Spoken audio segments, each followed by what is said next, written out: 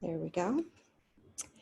So welcome to the League of Women Voters of San Francisco Observer Corps training. At this training, we're expecting to have quite a few people from not only all over the state, but all over the country. So it's going to be a little different from our typical San Francisco only trainings, but I'm going to try and stick to the agenda so that you can see how we conduct these trainings. So usually we would attend a public meeting in person together, and we can't do that right now. San Francisco is under shelter in place, and there's no government meetings that are being held in person. They're all being held virtually. So we've actually been watching meetings online, and because there was such a backlog, the meetings are now very long. And so we tend to do the training before the meeting, and then people can watch the meeting afterwards. But the preferred way to do it would be to watch a meeting together, so you have a sense of what they're like in case someone has never seen it before. And then we would get together to go over the training agenda. So pretend like we've just watched a public meeting, and everyone is using the chat to answer the second questions.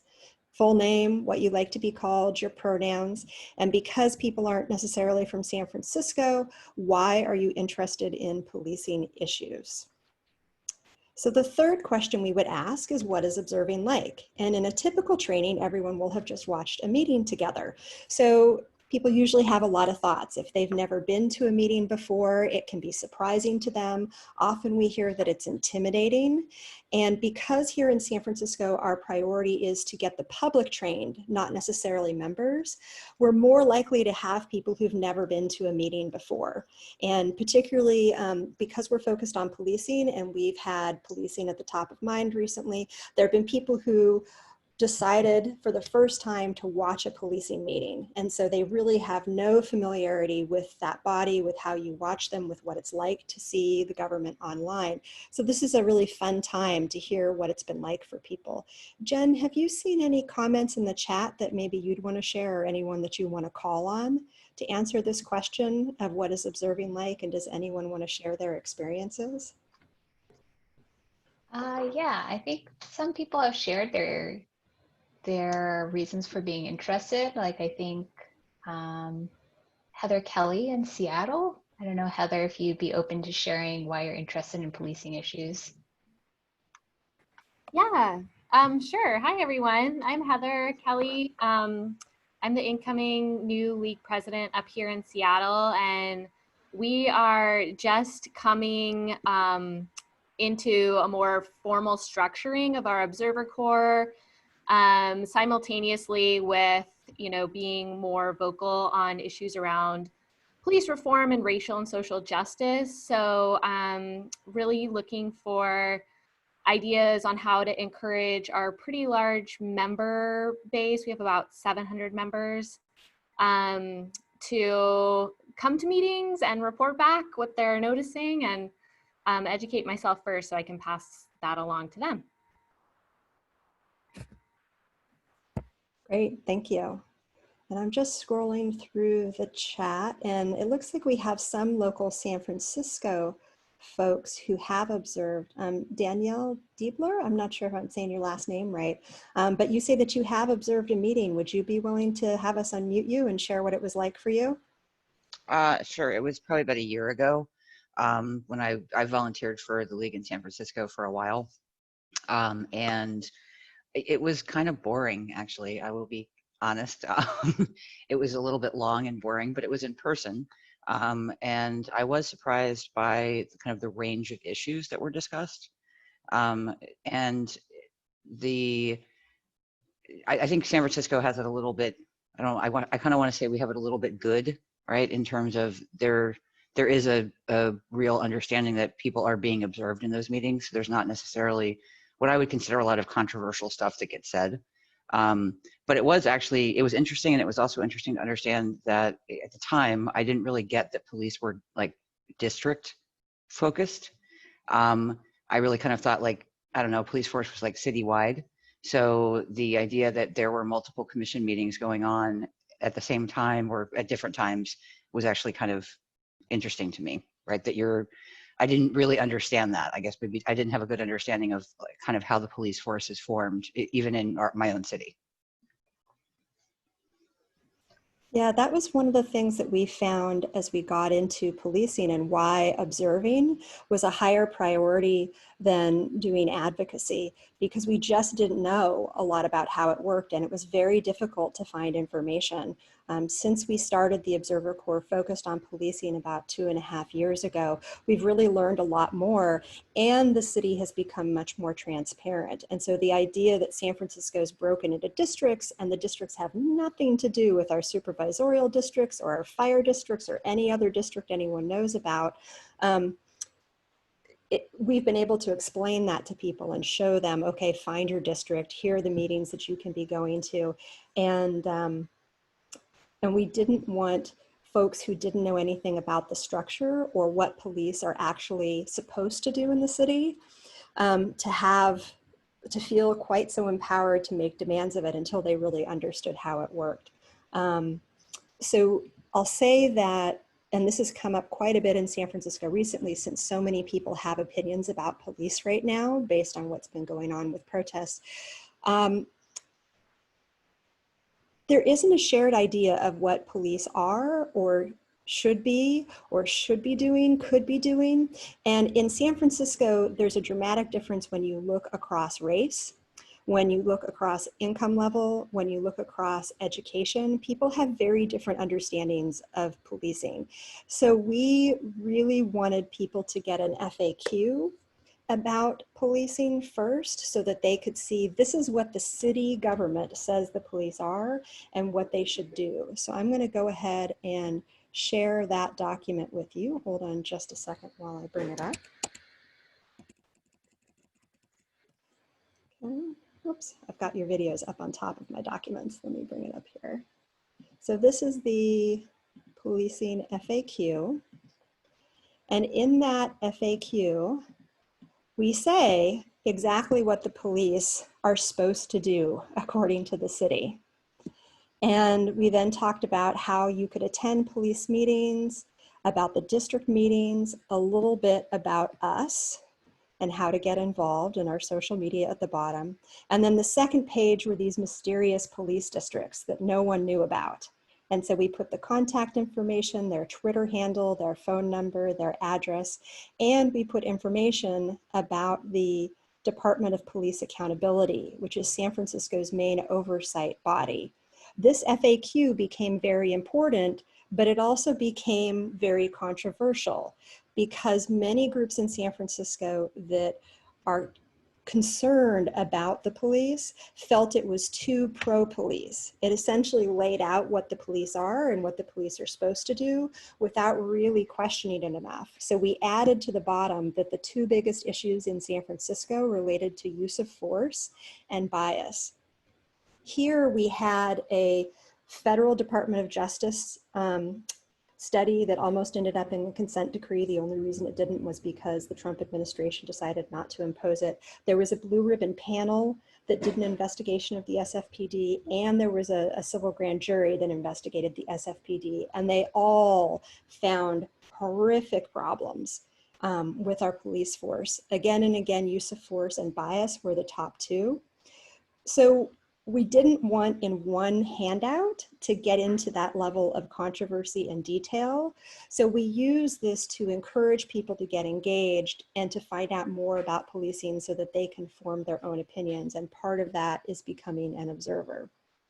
So this handout was really critical in sort of laying a baseline understanding of what the police are and what they do. So let me get back to the agenda today. Our observer job description is potentially very different from other job descriptions that you have seen if you looked at the LWV US descriptions. Because we wanted the public to be deeply involved, we really wanted everyone to be empowered. So we tried to remove as many barriers as possible. So our observers are told that what you do is you attend, you watch, you listen to a government meeting, and you can do this to any standards that you set. That public meetings are already open and that they could have started observing without ever taking our training. So we want to tell people don't be intimidated, because the #1 piece of feedback we got was that people were scared. They felt like they needed to know more, they shouldn't be there. And at least when the meetings were in person, they were often held in locations that were intimidating. They were hard to find, they were big fancy government offices, you had to go through metal detectors. It was not a warm and friendly and inviting experience. So we really were pushing for people to get involved. Now, who can be an observer? First thing we said is you don't have to be an expert. And many leagues create all these high standards that observers need to meet. And based on what they're trying to accomplish, that may make sense. If you're having someone that's going to become an issue expert and they're going to be reviewing legislation, you want them to have a high standard. But our observers, we just wanted people in the room, because the findings with LWV US research, and they say this in their handbook, which we'll make sure you have a link to, that you don't have to do anything to make government perform better if you're an observer. Just the fact of being there makes the government perform better. You don't even have to really be paying attention. Having someone in the room makes them feel like they have to be more accountable. So just go and sit there and listen to a podcast, read a book. If that's the best that you can do, that's still better than no one going. So the next important thing that we told people is that they shouldn't create standards for themselves that make it very challenging for them to participate. We do ask our observers to file a report. Many of them don't get around to it. I'm guilty of that. I go to a lot of meetings and I don't get around to filing my reports, but it's more important that I go and that the government feels that someone's watching than that I file the report. And so I keep trying to build up my self-esteem that no, just go there, just listen, live tweet it out, do what you can, but don't stop going because you can't find the time to file a long, detail-oriented, incredibly dense report. The other thing is that it's a lot more fun if you go with other people. And now that we're meeting remotely, I don't know if Jen wants to say anything about this, but part of the fun of meeting remotely is we all get into a chat group together and we all discuss the meeting while it's going on. And it's meant that a lot more people can attend because they can cook dinner while they're listening to a government meeting. They can take a break and go and do something else for a little while and then come back because our meetings have been running until midnight or 2 in the morning. Jen, how have you found going alone versus with other observers? Yeah, it's definitely much more interesting going with others, especially people who are more experienced in observing or more experienced in observing the police specifically. It's also great because we've been observing for a little while now, J-Dub and I, and so we can answer people's questions as well. There's a lot of jargon that is confusing, that's not explained, acronyms that are never fully spelled out, things like DGO, which stands for Department General Order. And I personally always forget what it is. So it's definitely helpful and yeah, definitely more fun because you can kind of gossip about the meetings as well. So things you might not say publicly, you can say to people who are observing with you more casually. Yeah, so I know that there's a lot of pressure to provide coverage to get someone to every single meeting. I want to create the space for you to think about, well, maybe it's better to have 3 or 4 people go to one meeting and have a good time and keep being observers than force them to go to 4 separate meetings and it's kind of boring and not as fun and maybe they're not as likely to continue. The other thing that's been interesting is that we get very different feedback from each observer. You know, if 5 of us go to a meeting, we get 5 very different concerns raised about the public comment period or about how the agenda was followed or about how the government behaved towards the public. So having multiple reports of one meeting can actually be a good thing. So way down at the bottom of this job description is we say, what more can you do? You can learn more about how the body works. You can learn more about the issues covered at the meeting. You can tell people about what the government is doing. You can introduce yourselves to the officials, to the media, to the community groups, to the people who are attending. And here's where some people get uncomfortable is get more involved by asking questions, providing comments, or asking to even join the body. Remember, we're training the public. So if someone is a league member, we'll tell them, listen, you're there as a member of the public. You're going to have a reaction to things that people are saying. That's what you're supposed to be doing observing a meeting. You should tell your friends, gosh, I thought it was kind of boring, but I was surprised by the range of topics that came up.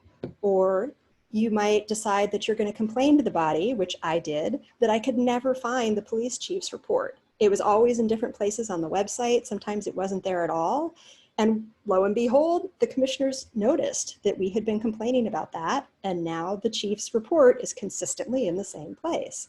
Now, you'll have to get into a discussion of, well, if you have just general public observers, they can say whatever they want. If someone's an official league observer where they get to use the league name, we tell them not to comment, that they can have opinions about what's being said, but that if the league wants to issue a letter, it needs to be run through our internal process, which includes the education committee, the advocacy committee, the board, the president, depending on the level of complaint that they have or concern or comment that they want to raise. And we've had some pretty significant letters. For example, when the police commission stopped meeting entirely, and the excuse was that it was because of the pandemic and it wasn't a high priority, we wrote multiple letters, first using the National League's template around government meetings during the pandemic, then a strongly worded letter complaining about how specific issues were coming up.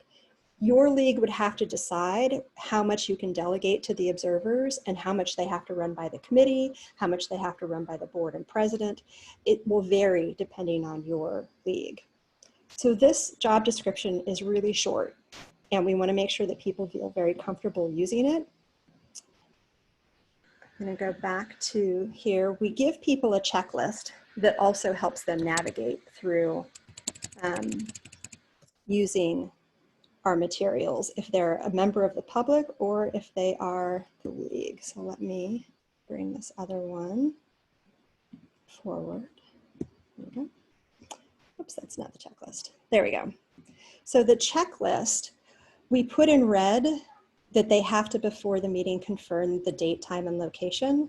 Whether it's intentional or conveniently accidental, our government is not great about setting times, dates, and locations. And we regularly had people planning to go to meetings that didn't happen, or change location, or change time, and that's super frustrating. So we really wanted to make sure that the observers knew where they were going and when. Let me make this a little bigger for folks. The only thing that we make them do during is pay attention. We'd really like them to pay attention during the meeting. Everything else is optional. Again, same as in the report before that or the job description that I was sharing. And then after, it is optional to submit a report to us. So the report we'll get into so you can see how easy it is. But this checklist is pretty simple. I know other leagues have much more complicated checklists because they want their observers to do more and accomplish more. But we've been able to recruit, I think we've got 60 reports now. And Jen, how many people have we trained and how many would you guess are active at this point? So in the last year, we've trained about 40 people, and it seems like there are about 15 or so active observers right now. Mm-hmm. Yeah. And I think it's been great to see some people were observers at the beginning, then they got a new job and we didn't hear from them for a while, and now they're back and they love it. And it's wonderful that they felt that they could take a break and be welcomed back to the job again. So this is our report, and I want to point out that the first 7 questions are very short. Email address, name, are you a member of the public or official observer, date of the meeting, location, what meeting did you attend the whole meeting? It's only the last 3 questions that are longer. And sure, it would be great if we could ask all sorts of exhaustive questions, but I know that I don't file my reports because I find it a little overwhelming sometimes. So I build up a backlog and then I have to catch up on it. So I really encourage you to make the reports simpler so that people don't feel as overwhelmed. Our focus has been around public input. Did it happen? How was it conducted? Did it seem adequate? Because public input does not always happen the same way. And it was pretty clear after observing the local police district meetings that public input was really managed differently by different command staff. So it was helpful to focus on this. Then we asked them to tell us about the government. Who was there? Were they courteous? Were they attentive? This was in part because we found that the district meetings often invited guests from other parts of city government. So for example, at the Mission Police District meeting, they once had San Francisco General Hospital come and present about brain injuries. That was kind of surprising, but once you start going to different districts, you realize that there's almost a speaking tour, and that within the SFPD, they were lining up different speakers to take up components of the meeting. Sometimes it was the district attorney's office and they could talk about what to do if you were having issues with graffiti. Sometimes it was from a nonprofit called SF Safe that would do audits of your home to see how you could improve your home security. And sometimes it was the hospital coming to talk about brain injury. So it was helpful to see who was coming from the government. And then we have an open question. Do you want to tell us anything else? And this is where we get to see what was important to the person who went to that meeting. So for me, I had a bee in my bonnet about how I don't like that sometimes they would give instructions that you aren't allowed to use your cell phones because it disrupts the microphone system, and other times they don't. And what became clear to me was that it was pretty much always the police that said that you're not allowed to use your cell phones. And I thought that was very suspicious and weird that they were not allowing people to live tweet. So I just ignored it and I never caused a problem with their microphones. But that's where I would put this in the report because it was something that I personally noticed. If someone leaves this blank, that's completely fine.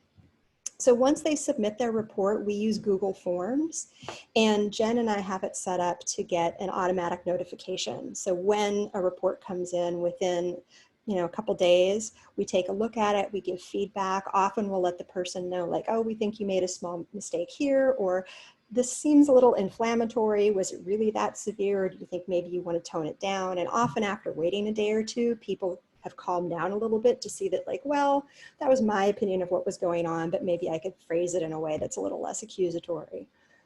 We don't expect public reports to be from a journalist. They're allowed to have bias. They're allowed to have opinion. So we're not looking to get rid of that. We just want to make sure that it's generally fair. I want to show you a copy of a report really quickly. Let me see if I can bring that up. So this is the back end of our reports in Google Forms. So I can see that we've had 62 responses, and it gives me the name of every person, and then it gives me breakdown. So like here, we've had a little bit more than half are general league observers. Let me make that bigger. But about 40% have been general members of the public. Now, to be clear, this can be a league member. It just means it's a league member that maybe hasn't gotten to the point where we consider them an official observer. And the way that that would happen is someone files a few reports. We think that they're doing a good job. We have a talk with them about not making public comments. We ask them about potential conflicts of interest. They've buddied with some of our more experienced observers. And then we say, you know what? You get to wear the same button that Jen Wong is when you go in person. And you get to file official observer reports. And that's Jen's button there. And you can see here that they give us nice statistics. We have gladly created copies of our form so that other leagues can use them. So if you're interested in having a copy of the form, let us know. If you were an observer, this is the form you would see, and it's just like the list of questions we went through a minute ago. Your email, your name, are you a general member of the public or an official observer, the date of the meeting, the location, what meeting did you attend the whole meeting, and then the 3 questions about public input, government, and want to tell us anything else. So it's a super easy form to administer. Everything goes into the back end of Google, which is really convenient for us. So we can click through and look at any one of the reports, and it just shows you all of their answers in one place. It also puts it into a spreadsheet, and we use the spreadsheet to track what have we done with that report. So if it's yellow, we're still working on it. If it's gray, it has been processed and isn't going to happen. And if it's green, it's up on the website. So what does that mean? The website that we've been using that I don't necessarily wholeheartedly recommend is Medium. Medium is a publishing site. So we can have different observers create accounts and they can then post their own report. So here Jen Say has posted a report. Let me make this a little bigger because the font's very tiny. So Jen Say posted this report. It submits through Medium and then I can approve it once it looks like it's ready. Catherine Stouffer submitted this report and this report. I submitted this report.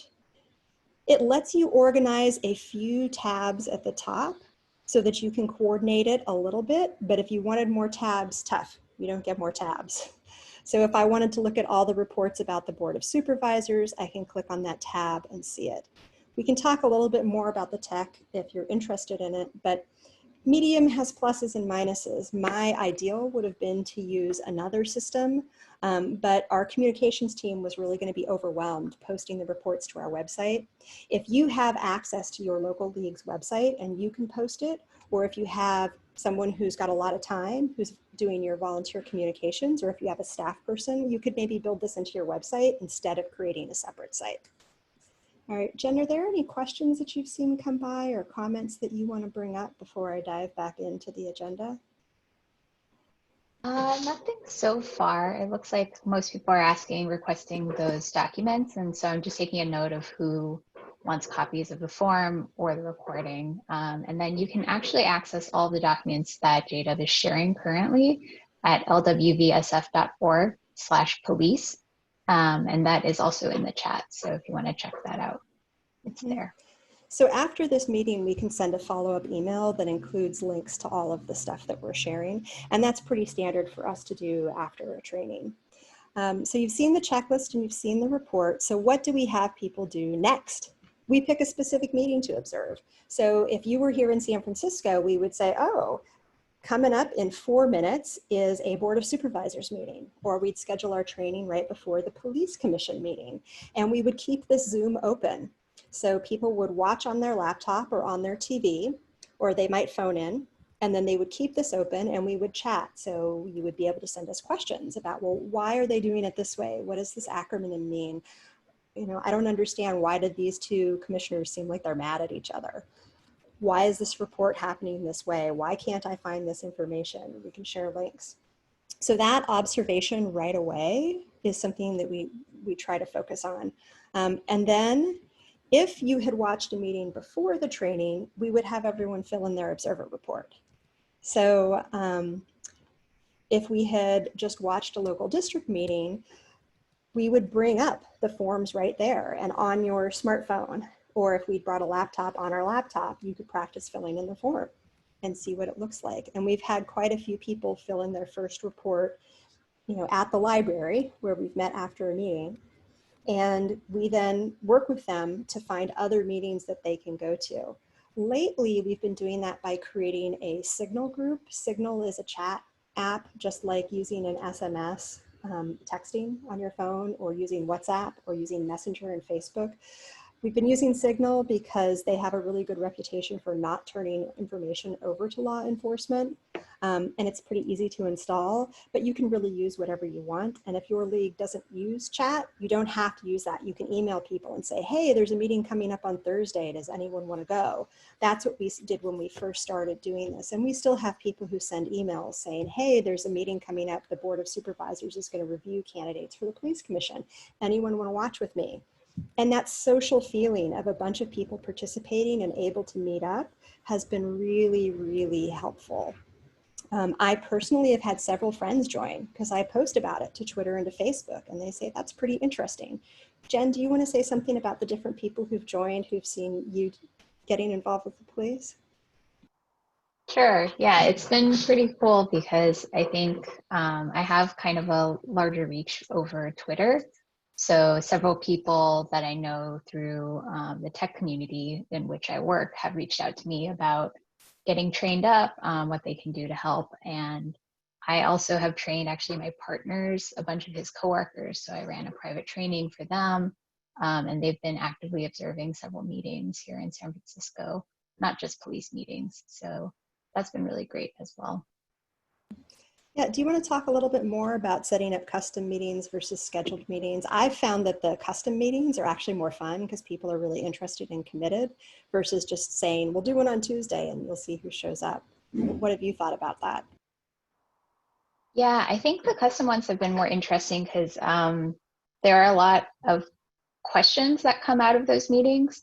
I think because they tend to be in communities where they're more comfortable with each other already, they feel comfortable asking questions that sometimes are difficult to answer. They ask more pointed questions about things like the history of San Francisco Police Department. And so it's more of a learning process for all of us, because there are things that I don't know. And so I'll have to go back and do my research and usually get back to them, or we'll do the research together and kind of keep in touch about what we find out. So on a related note, we have partnered with a couple of nonprofits locally. Most often it's been showing up for racial justice. They recruit white people to get involved in anti-racist work. And so they do education, they do advocacy, they do fundraising, they do grassroots organizing.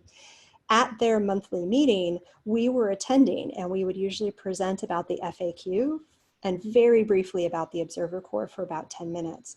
And part of what I liked about that is that the people who were there had come to get involved. They didn't necessarily want to be part of the Observer Corps, but Showing Up for Racial Justice wanted us there because being an observer is one of the safest things that you can ask someone to do.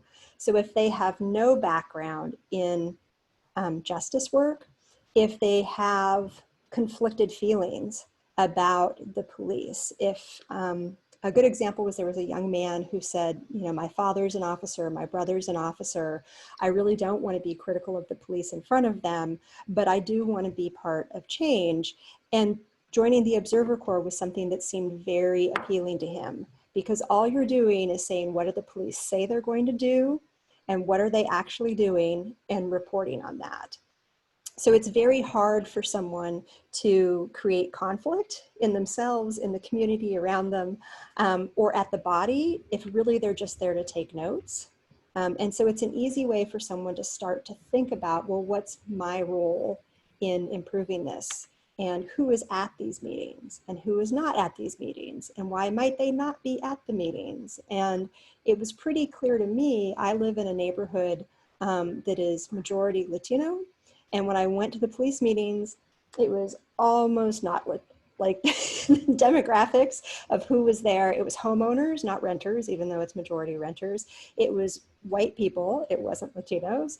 And it was mostly people coming to complain about more policing, whereas most of the community groups that were active who did not want to attend meetings because they were held in the police district building, and it was seen as being complicit in attending, that they didn't want to participate at all. And so it's been helpful to have observers sit and think about, well, why are people here? Why are people not here? What does this mean for how policing is defined and how they're held accountable? So doing those custom meetings with groups that maybe wouldn't normally want to go to a police meeting, I think have been some of the most powerful, even though they've been the most awkward. Some of the hardest questions I've ever had have been from groups that say the league shouldn't be doing this. It's deeply offensive to me that you are trying to support the police. And the answer I have is, I want the police to say what their job is and to say whether they're meeting that, and have the public have the oversight that they're guaranteed. And I think that I have faith in that system, and I think it's very league-like to say that the government reports to us, and us is whoever shows up for the meetings. And so getting more people to those meetings so that they can provide that kind of feedback and that kind of oversight is what's really driving a lot of the change in San Francisco right now. So I feel like I've talked a lot. Our trainings usually are 30 minutes, and then we have a lot of time for conversation. So Jen, have you seen any other questions or comments come through that we could talk about? I've seen a few people talk about police being important in their area. Also, that there has been some like police violence in their area. So I don't know if anyone would like to share some of that information. It looks like also there are some people who are part of the league who are heading up different parts of like criminal justice reform and advocacy. So I'd love to hear from anyone who is open to speaking. You can just unmute and talk about what you're doing in your league.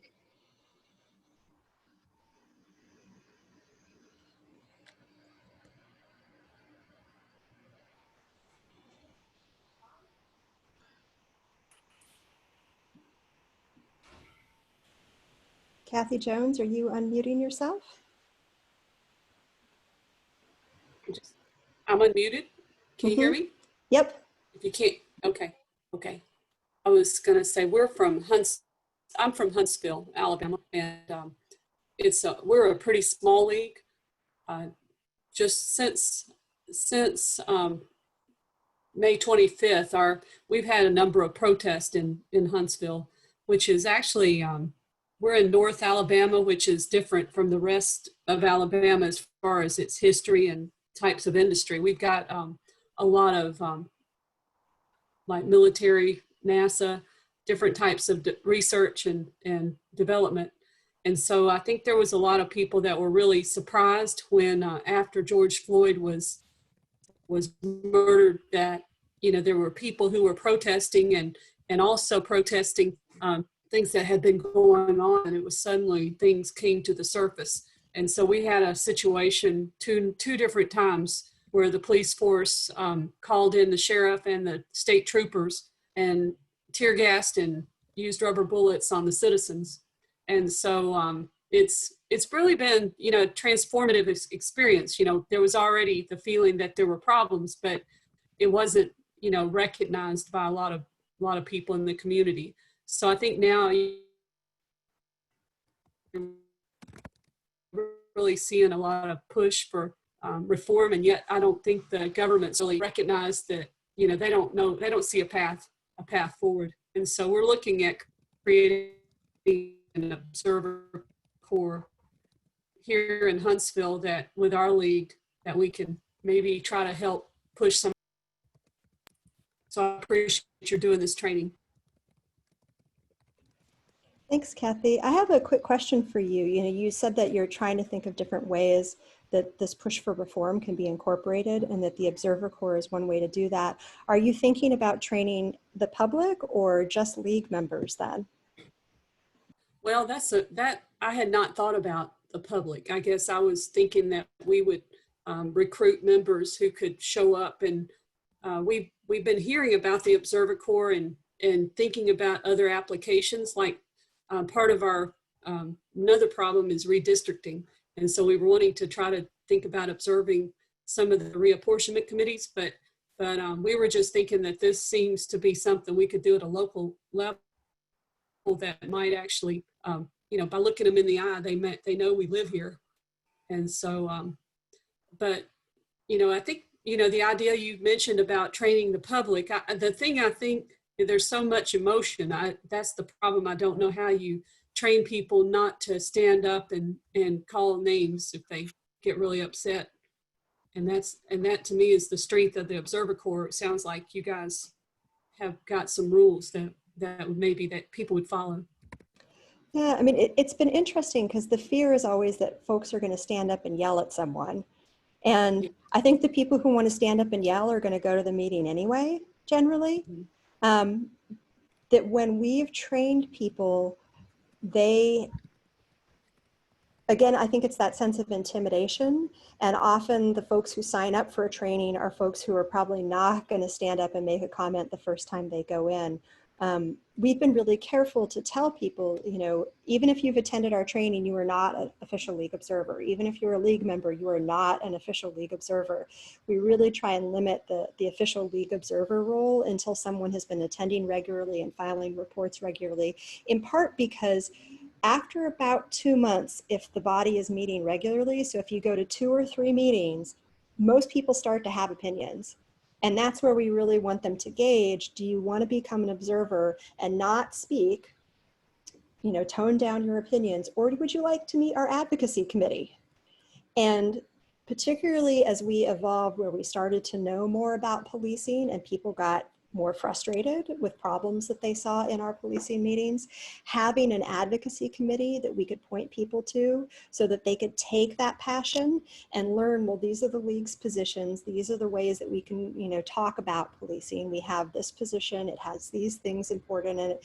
And if they could say, you know what, you aren't doing what I want to do, we could even refer them to other advocacy organizations. So trying to let go of everyone having to do it the league way and instead saying, we just want more people involved in policing. Let's find the right way for you to do that. Is that as a general member of the public observing? Is it the official Observer Corps? Is it the league advocacy? Or is it another group? Maybe you want to be abolitionist. The league is not fully there with abolition, but there are lots of groups that are. Let us introduce you to them. So trying to create space so that you can process people through and help them stay engaged, even if maybe the league isn't the final home, would be part of my recommendation. And it's been a great way for us to get to know other organizations, because if we refer someone to them, they're grateful to us. You know, we're helping them do their screening and recruiting, and often that person now has attended a couple meetings so that they have a sense of what's going on. Okay, thank you. Jen, are there other questions or comments that you think we should focus on? There's some questions around the member of the general public versus official observer, and how we kind of qualify people to become official observers. I don't know if you want to talk a bit about that. Yeah, so to be honest, it's not an exact science. Has someone been going to meetings? Have they been filing reports? We do make them be a league member, but I've bought membership for a couple of people because I really wanted them to not have that be a barrier to them becoming an observer officially. So you can get a pretty good sense when someone files their reports what style they have. So Jen and I were actually just talking recently about how there's a couple of people who've observed a few meetings that we really want to make official observers. So Jen, do you want to say something about the qualities of their reports or about the observation that they've been doing that made you think that? Yeah, in general, I think the people that we'd love to qualify have fairly objective opinions about the meetings overall. So they'll have their reports in general will be just a report of what's happened at the meeting. And then once you get to the question about, is there anything else you want to add? They tend to be focused on government transparency and like noticing small details about things that maybe we could do from the advocacy perspective to help give more transparency to the meeting, or things that they'll be kind of like very attentive to details that you might not notice as a new person observing a meeting. So things like understanding more of the politicking that can happen at things like a police commission meeting. So just I think we can see in the reports like that they have a better understanding of what's happening and maybe what the public needs to hear about. Yeah, often there are people who will say, I want to be an official league observer. And if they're going to the trouble to say that, then we'll work with them and we'll talk to them about like, well, here are things that you could work on, here are ways that we could collaborate with you more. But it's not a crazy high bar, especially when you think about who your typical league member is. I think that the tougher question comes around when people have been observing and they're a little confused about, well, am I doing this for the league? Am I doing this for me? Being able to take those folks aside and say, listen, you've got all the freedom you want. You're just a general member of the public. You can say what you want. You can think what you want. Like, don't guess around this. So I think that the harder thing for me has actually been the people who don't want to become official observers, but feel some sort of burden around how they should report or what they should do. And in particular, people who hear that there's a report and suddenly create this incredible amount of work for themselves and they never observe again. Like that kills an observer when they start thinking, oh, I need to take notes about absolutely everything that's being said, and I need to get all the names spelled right, and I need to understand everything. And I've been observing policing meetings for years now, and I don't know what they're talking about at every single meeting. Every meeting, I have no idea what report they're referring to or this person that they're mentioning, because I just didn't pick up on that. There's so much going on. So encouraging people not to be so hard on themselves, I think is more important than the transition to becoming an official observer, because we don't get money for having an observer. We don't get more reports for having official observers. It just means that we put that stamp on there and it changes slightly the perception of this report, but we found that, you know, sometimes the unofficial observer reports get as much of a response from the commission as the official observer reports. So there's no big leap. You don't, you know, it's not like, oh, this is the gold standard. No, like just get more people paying attention to government.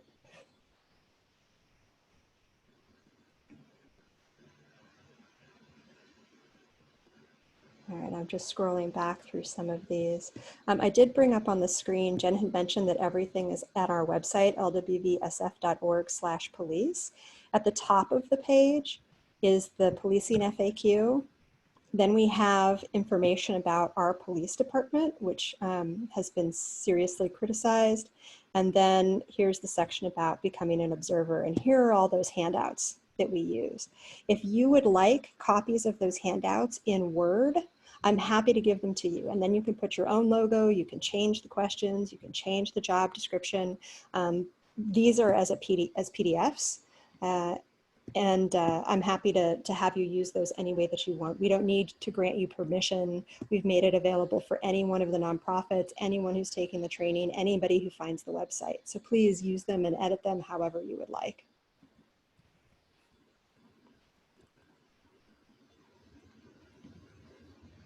Oops.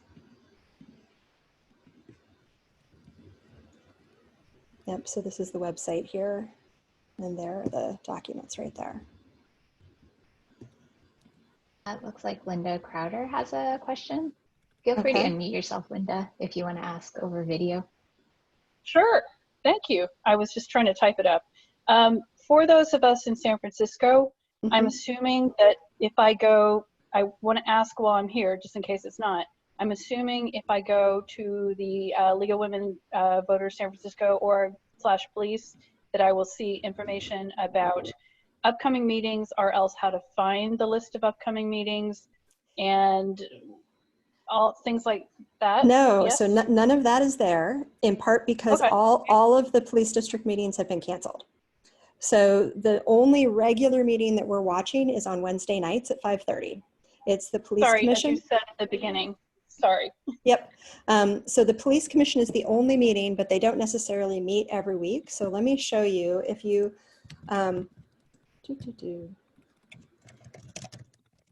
While you're looking that up, can I ask another follow-up question? Well, I'm here now, and I want to make sure you see how I got here. So the police commission website is not great. And depending on where you view it and how you view it, there'll either be a hamburger menu in the upper left-hand corner, or there'll be this agenda on the right. The only way you can tell if they're meeting is if you click on the agendas. And if you click on that, they put out a no meeting notice if they're not going to be meeting. And they generally do that the Friday before. Here, they're saying that they're going to be doing a remote meeting via video conference this coming Wednesday. So the next meeting is this Wednesday, and they have the agenda and supporting documents here. Because the police commission is a big deal, and because San Francisco is fortunate to have a really good government channel, the meetings are always going to be on SFGov TV. And SFGov TV is even more poorly organized than the police commission website.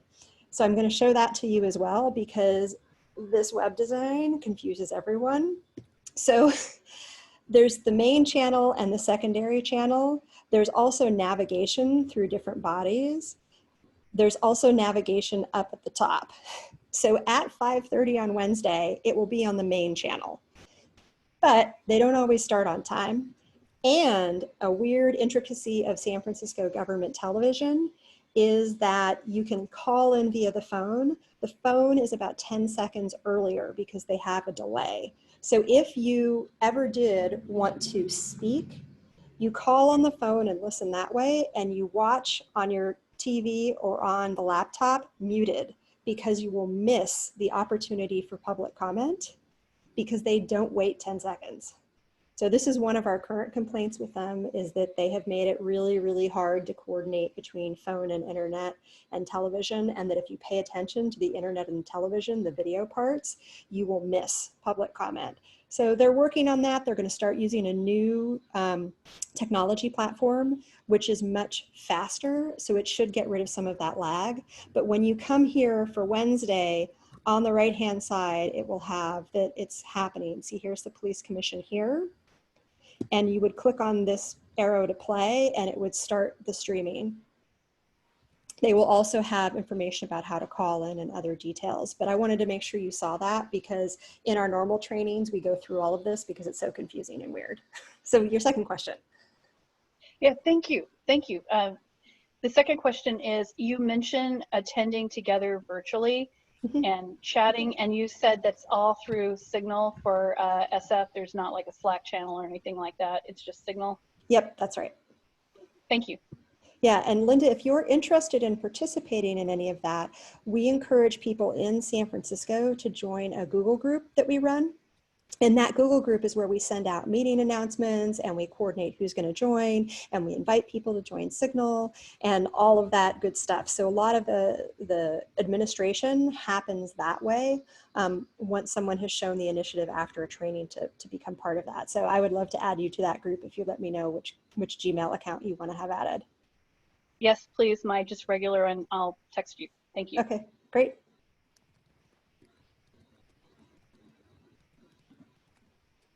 So we're coming up on the last 10 minutes. Does anyone else have any questions or comments? Jen, have you seen anything go by?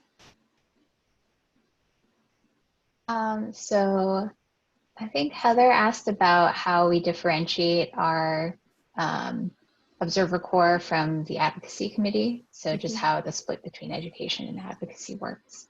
Yeah, it doesn't always work well. So early on, part of the Department of Justice oversight of San Francisco was a requirement that they create working groups on different topic areas, and they were often the hot topics. So for example, one of them was bias, another one was use of force, and we started observing those, and they were weird meetings because they didn't meet our public meeting requirements here in San Francisco. And so we were trying to figure out, well, under what auspice was this created? Is this an official public meeting, in which case they have to meet Brown Act requirements? They have to meet sunshine transparency laws in San Francisco. We never really got to figuring that out, and we're still asking those questions, but we started having a couple of members watching regularly. And the members who were attending started talking more in the meetings, and then eventually ended up writing procedures. And so we decided at that point that the advocacy committee needed to officially request that the board appoint those people to that body. So the differentiation that we've come up with is that if you're an observer and you're just going, you can do anything you want. If you're an official league observer, we write up a letter to the body saying that the league is going to start observing. And we have templates for those if you'd like to see them. We haven't had to write one in a long time because the only meeting happening is the police commission. So that letter says, here's the person, here's what they're gonna do, here's our contact information if you have any questions. They're an official observer. When these observers started getting more engaged, we then had them named as advocacy chairs or advocacy seats on that body. And so in our league, the board has to vote to officially appoint people to city bodies. So when that happened, Ashley Ravichet and Maxine Anderson were named as the official league representatives to the bias and use of force working groups. And that letter went to that body, and they then spoke on behalf of the league. And so it was their responsibility to coordinate with the advocacy committee what they were or weren't allowed to do. Fortunately, Ashley is a former president. Maxine is on the state board. She's been involved for years, so they have great judgment. It was super easy for the San Francisco League to say, we're going to give you a bunch of discretion, because they had led advocacy for decades. If it was someone who was less experienced, they might have been more uncomfortable with that person taking such a forward role. But the advantage is that Ashley has written significant reforms to San Francisco Department General Orders. It's been wonderful. It's been a great role for the league. The movement from an observer corps to an advocacy role seems like something that would naturally happen as people developed expertise if there's someone that's trusted in the league. And we've been talking lately about how we need to replace Ashley. She's moved out of San Francisco, and we need a new attorney. We have to recruit an attorney to sit on those task forces. A natural place for us to recruit from is partner organizations like the ACLU, like the Asian Law Caucus, like Advancing Justice. But we may have them go as an observer before we actually say that they can speak with the league's name. So you may have to gauge, depending on who it is, are they able to represent the league from an advocacy perspective? Are they just an observer? How would someone evolve from one to the other? And I encourage you to use the official vote of the board and the official letter from the Observer Corps as two bright lines of a change in status, where if someone is just observing and they're a member of the public, they don't need anything. But if they want to be an official observer, they have to get a letter from me and Jen Wong. They are not an official observer until they actually have the button and they have the letter. And before that, they're just a general member of the public. If they're going to then transition to advocacy for us, the advocacy committee has to recommend them to the board and the board has to vote on them. I hope that answers your question.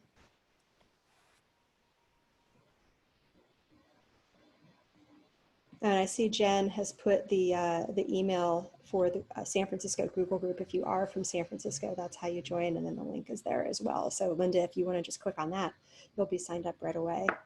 So we've got another 5 minutes. Is there anything that anybody else wants to discuss before we end our meeting? Any comments or questions?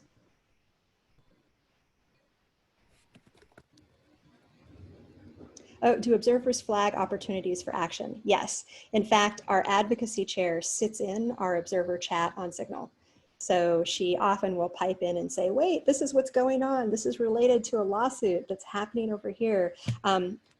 A good example is that for use of force, San Francisco has opposed tasers pretty consistently. We've had several ballot measures about it. We've had a number of police commission processes going through it. We always say no tasers. But the police commission claims that they had a vote to approve tasers. Well, it turns out the league through the Sunshine Task Force threatened to sue the SFPD because that wasn't a legal vote. And so it was really helpful for us to raise, when the police commission meetings start talking about how they did get permission to use tasers or they're going to get permission to use tasers, and then advocacy can come back around from the Sunshine Task Force and say, remember, we'll sue you. And then the police will say, no, we're voluntarily not using tasers, which is a really weird political dance because no one actually says directly like what happened. It's always that the police say, no, we've voluntarily decided not to use tasers, rather than saying that there was this whole long history behind it. So yeah, the observers often provide intelligence to the advocacy committee, but it's done mostly through Signal. I think occasionally they read through the reports that are there. And lately, other organizations have started reading our reports and have started asking us questions. So during this big focus on policing because of protests, there have been at least 3 other groups that have sent us messages asking, how does the police agenda work?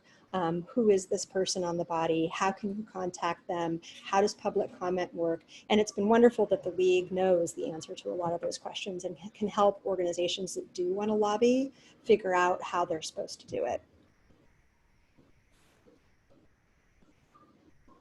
Yeah, I'm excited to hear about everyone else's Observer Corps too. So there is a Facebook group where leagues from across the country share Observer Corps information. I don't have that link handy and I'm not logged into Facebook, so it's kind of tedious for me to put that in there, but Jen Wong just put it in there. Thank you, Jen. So if you do want to, if you use Facebook and you want to participate there, you can join that Facebook group. And there's about, I think like 80 or 90 people now that are in it. All right. Any other questions? There will be a follow-up email with links to all of this information. I'll go through the chat and make sure that that is shared and answer some of the questions that are in there. All these materials are available as PDFs on our website, and I'll make them available as Word documents if you're interested in them. Yeah, and our reports are on Medium, so you can check them out. Maybe I'll see you in the Facebook group. Thanks everybody for participating. Thank you, everyone.